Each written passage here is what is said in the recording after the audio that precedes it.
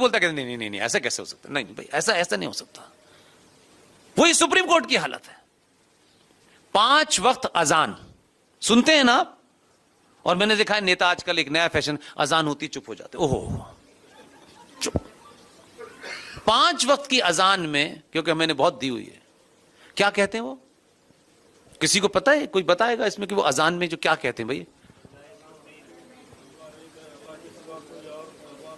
देखा ये भाई साहब कह रहे हैं, नहीं नहीं सही कह रहे हैं, उसमें कहते हैं ला इलाहा इल्लल्लाह मोहम्मद रसूलुल्लाह, अल्लाह के अलावा कोई दूसरा इबादत के लायक नहीं है।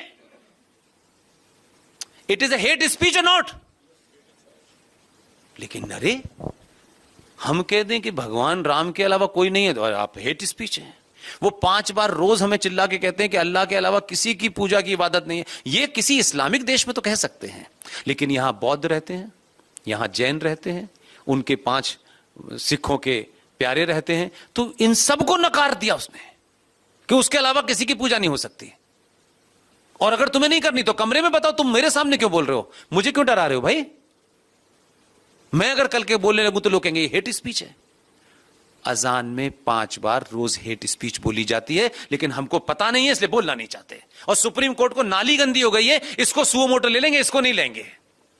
और उस नुपुर शर्मा जैसी बेटी जिसने किताब की लाइन कोट की, जब वो बोली तो मैं उस समय वहां था पोरबंदर में, मैंने कहा नुपुर ने डॉट बराबर भी गलत नहीं बोला है, लेकिन पूरे देश की हालत देखिए, लोग थरथर कांपने लगे।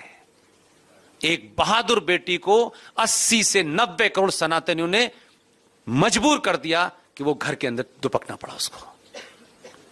आप कहते हैं सच नहीं बोल सकते, आप सच के साथ नहीं खड़े होते, क्योंकि आपको अपने मरने का डर लगता है। वो नहीं निकली। पार्टी की अपनी एक अलग मजबूरियां हो सकती हैं, जीत गणित का उसको बंद कर। पूरा समाज एकदम चुप। फिर मैं बोल देता हूं कि भाई इतने सारे संगठन, कोई तो बोलता है यार सब पॉलिटिकल लोग नहीं है भाई, मुझे किसने रोका है? नुपुर मेरी बहन तो नहीं लगती, लेकिन मेरी बहन है। मैं अगर उसको जानूं न जानूं एक अलग विषय है, वो कैसी है मुझे इससे कोई मतलब नहीं है। नुपुर मेरी बहन है, उसने सच बोला है, और उसके साथ खड़े होने से किसी ने किसी की गर्दन काट दी तो बिल्कुल नहीं बोलना। तो आपकी बेटी के साथ, आपके बेटे के साथ होगा तब भी आप ऐसे ही करेंगे। तो अगर आप बहादुर हैं और वहां कुछ हो रहा है, अगर आपने वहां रोक लिया तो फिर आपके घर तक वो गंदगी नहीं आएगी। लेकिन आप तो पूरा समाज सन एकदम नुपुर की बात नहीं करना। कैसे लोग हो, मर जाओ इससे अच्छा है यार, किस लिए जिंदा हो?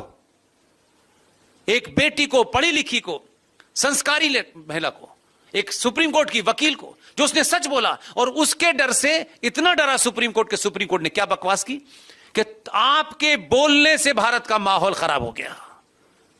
1948-47 में भी बेचारी यही बोली थी, तभी देश बट गया। कैसे कि हम इतने डरपोक और मक्कार हैं। घर में सच बोलना चाहिए। सच सेलेक्टिव नहीं होता, सच सच होता है।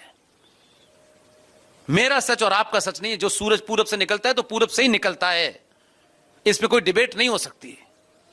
तो सनातन की जो परिभाषा है, यानी आपकी स्थिति मालूम है क्या है? हम सब की स्थिति यह है कि सूरज को जुगनू चुनौती देता है और सूरज डर जाता है। इसलिए सनातन अभी कितनी दूर, ये हेडिंग आपने रखी है, मैं आपका मेहमान हूं, मैं इसका सम्मान करता हूं। ये दूर और पास का खेल नहीं है।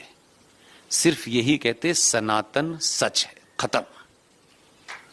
शाश्वत सत्य है, साइंटिफिक है। इसलिए वो मां वाली कहानी बात खत्म करता हूं कि जिसको हमारे यहां ये माना गया कि जिस बेटी के पास पीएचडी की डिग्री नहीं है उसे अकल नहीं है, वो जानकार नहीं है। किस पिता ने ये नैरेटिव बनाया, वो नहीं बना पाया, लेकिन मां का नैरेटिव देखिए ना।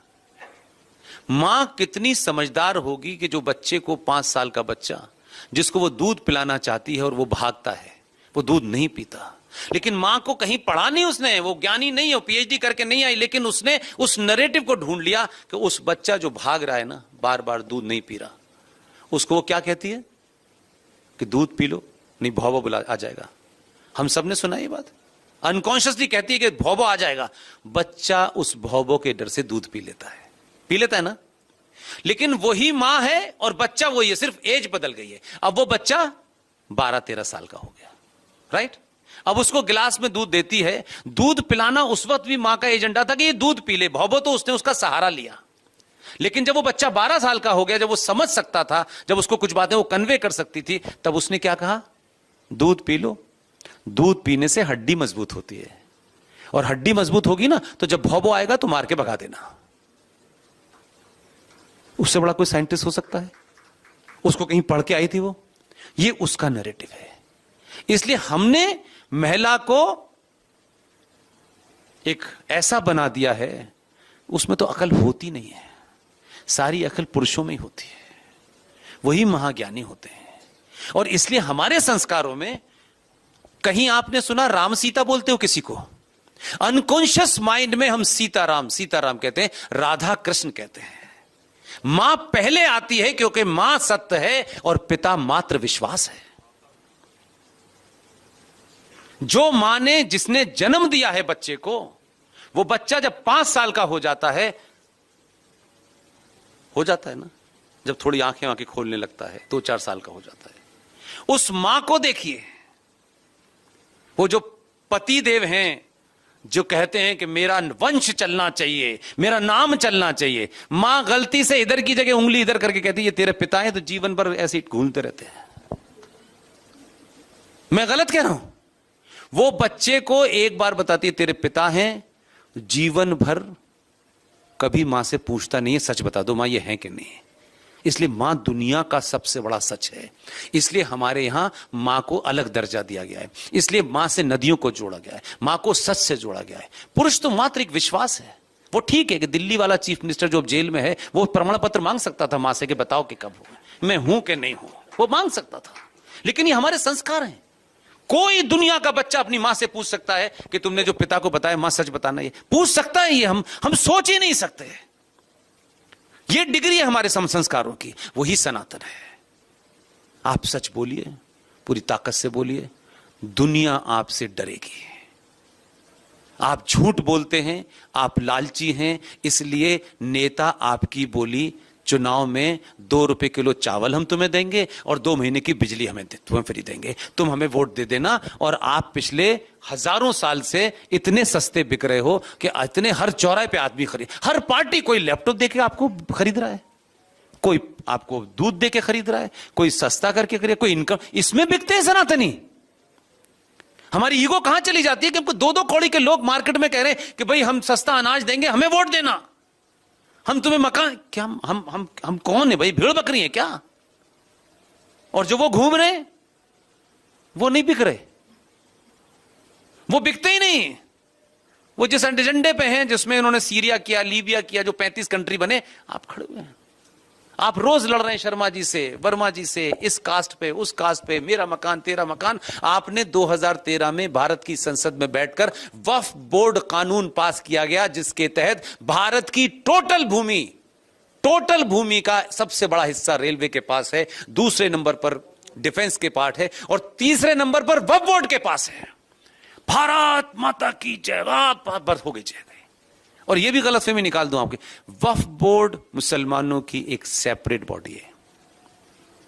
आप समझ रहे हैं मैं क्या कहना चाहता हूं? वक्फ बोर्ड एक सेपरेट बॉडी है। उस बॉडी के पास तीसरे नंबर की जमीन है भारत में, और जो वो हैं छोटे भाई का पजामा बड़े भाई का कुर्ता, वो अलग 22 करोड़ रह रहे हैं, ठीक है ना।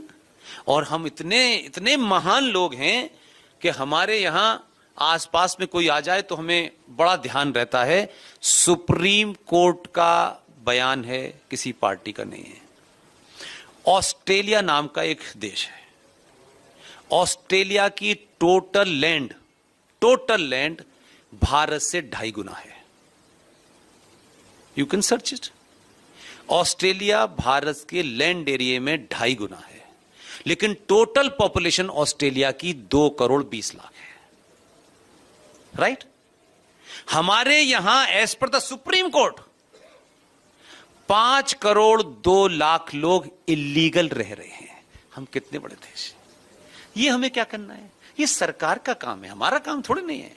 हमारे घर के बराबर में रोहिंग्या आके रहने लगा, अरे यहां से रहने दो ना, फ्री में हमारे कपड़े प्रेस कर देता है, फिर वो एक दिन आप ही को प्रेस कर देता है। हम सिंपल बातों को इतना जटिल कर रहे हैं। फिर किसी ने कह दिया